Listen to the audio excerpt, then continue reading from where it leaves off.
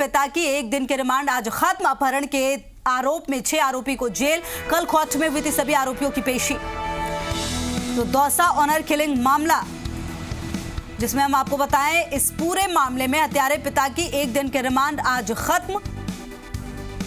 और इसी के साथ अपहरण के आरोप में 6 आरोपी को जेल। 1 मार्च को किया था युवती का अपहरण, 3 मार्च की रात में की थी युवती की हत्या। कल कोर्ट में हुई थी सभी आरोपियों की पेशी। आपको बता दें, पुलिस ने आरोपी पिता शंकर सैनी सहित अपहरण में शामिल 7 लोगों को किया गिरफ्तार। अपहरण और हत्या के केस से जुड़े इस पूरे मामले में युवती की मां भी शामिल थी। पिता ने बेटी की शादी जबरन दूसरे युवक से कर दी थी, जबकि युवती अपने प्रेमी के साथ शादी करना चाहती थी। तो शादी से नाराज युवती अपनी प्रेमी के साथ फरार हो गई थी। युवती और प्रेमी ने हाईकोर्ट में याचिका लगाकर सुरक्षा देने की याचिका दी थी। कोर्ट ने पुलिस को सुरक्षा देने के निर्देश दिए थे, लेकिन इसके बावजूद युवती के पिता जबरन अपने साथ बेटी को ले गए और मौत के घाट उतार दिया। ये पूरी घटना कई सारे सवालों को भी खड़ा करती है। 3 मार्च को पिता ने बेटी की निर्मम हत्या कर दी।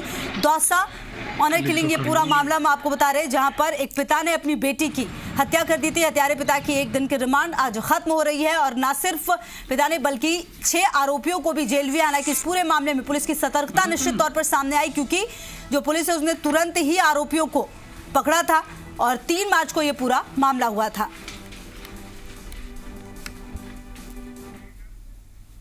दौसा में हॉरर किलिंग का मामला जिसने भी सुना हर कोई दहल गया। क्या कोई बाप ऐसा कर सकता है? क्या समाज में अब भी बेटियों को अपना फैसला खुद लेने का हक नहीं है?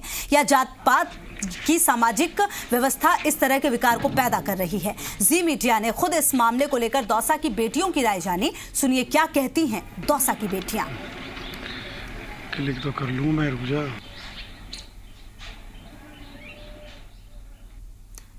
एक पिता को अपनी बेटी का प्यार करना रास नहीं आया और सामाजिक प्रतिष्ठा के चलते बेटी को मौत के घाट उतार दिया, जबकि कानून ने आज युवक युवतियों को अपने भविष्य के फैसला करने का अधिकार दिया हुआ। हमारे साथ कुछ महिलाएं हैं। जिस तरीके से एक पिता ने अपनी बेटी की हत्या कर दी, तो क्या ये जायज़ है? क्या युवक युवतियों को जो कानून ने अधिकार दिया हुआ अपने भविष्य के फैसला लेने का, तो फिर इस तरह की घटना कहाँ तक जाएगी? ये मानव अधिकारों के उल्लंघन के साथ साथ अनुच्छेद 21 के में जो गरिमा के साथ जीने का अधिकार है, ये उसको भी बाधित करता है।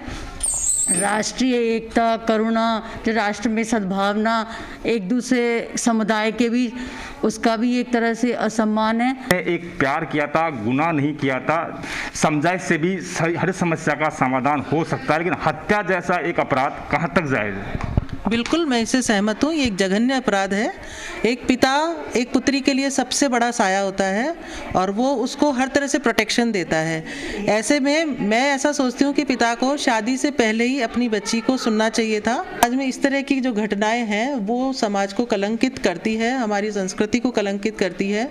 साथ ही साथ पिता और पुत्री का जो रिश्ता है उसको भी वो कहीं ना कहीं ये कटघरे में खड़ा करती है। मैं ऐसा मानती हूँ कि माँ और बेटी के बीच में एक मित्र वाला रिलेशन होना चाहिए, फ्रेंड होनी चाहिए। सबसे प्रथम जो फ्रेंड होती है वो माँ ही होती है, तो माँ को उसको समझाइश करनी चाहिए थी।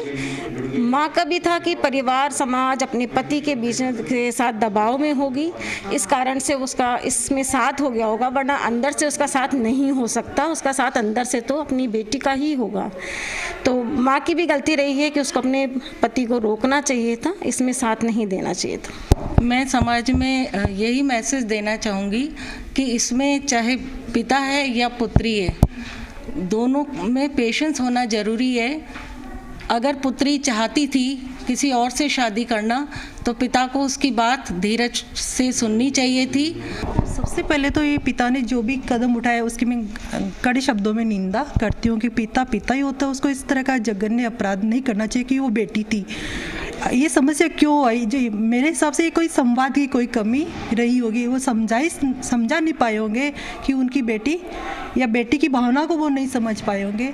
तो हमें ऐसा प्रयास करने चाहिए कि हम समझाएं, बच्चों की भावनाओं को समझें कि वो क्या चाहते हैं। पुत्री के लिए साया होता है तो माँ पुत्री के लिए छाया होती है।